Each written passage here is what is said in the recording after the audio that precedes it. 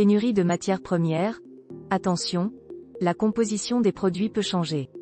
Comme en témoigne la récente pénurie de moutarde ou d'huile de tournesol dans les supermarchés, la France doit faire face à des difficultés d'approvisionnement en matières premières qui touchent aussi les industriels de l'agroalimentaire.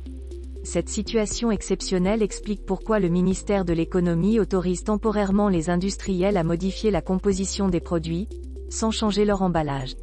On vous explique en quoi consiste cette dérogation d'étiquetage et quelles sont les conséquences pour le consommateur.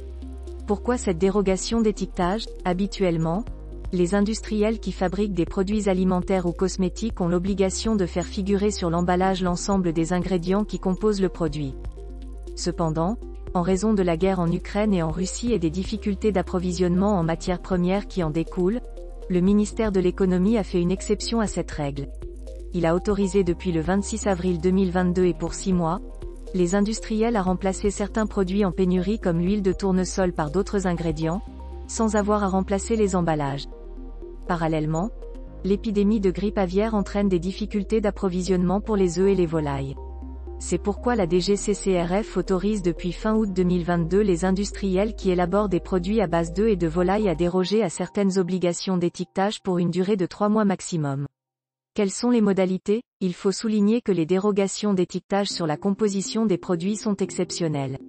Elles ne sont possibles que pour une durée limitée et sous certaines conditions. Les industriels doivent en faire la demande auprès de la DGCCRF, la Direction générale de la concurrence, de la consommation et de la répression des fraudes, via un formulaire de demande de dérogation.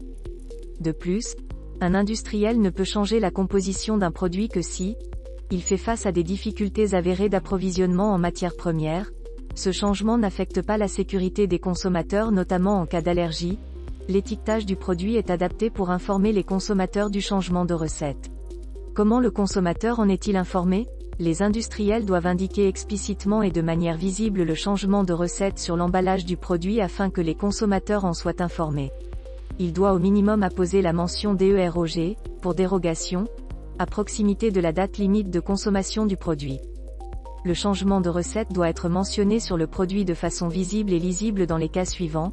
En cas d'ajout d'un allergène comme le soja ou l'arachide ou le gluten, en cas d'ajout d'un ingrédient issu d'OGM, si l'emballage comporte une allégation de type sans huile de palme, sans OGM ou élevé en plein air qui ne serait plus respectée à cause du changement de recette. Qu'est-ce que ça change pour le consommateur? La DGCCRF appelle les consommateurs allergiques à être particulièrement vigilants et à vérifier que la composition des produits qu'ils ont l'habitude d'acheter n'a pas changé. Si vous souffrez d'une allergie alimentaire ou autre, regardez bien lors de vos achats les mentions figurant à proximité de la liste des ingrédients et de la date limite de consommation.